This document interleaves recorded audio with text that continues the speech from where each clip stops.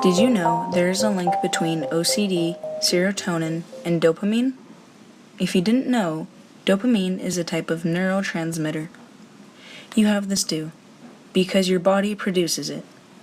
And serotonin is a type of chemical that has a wide variety of functions in the human body.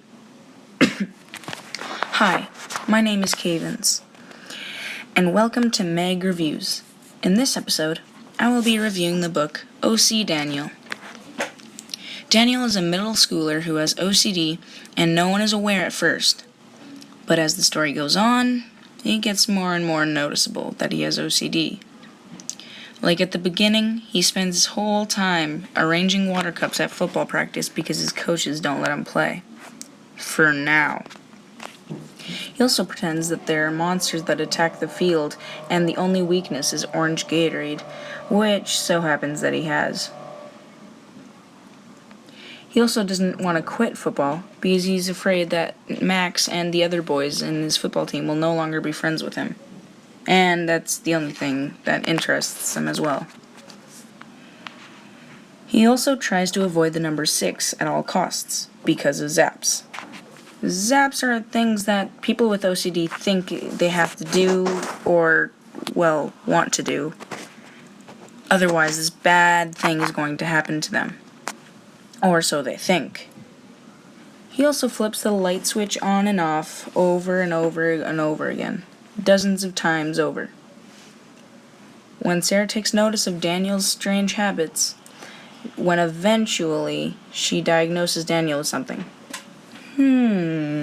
Wonder what that could be. This book takes place in a fictional area in the States at a school, a football field, and at Daniel's home.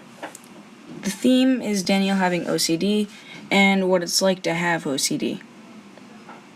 The plot is basically what OCD is and what it's about. My opinion on this book is really good because I really enjoyed it and it made me put myself in the situation of having OCD. Overall, this book was probably the best book I have ever read because of the main problem of Daniel having OCD. But I do think the author should have made the ending a little bit longer.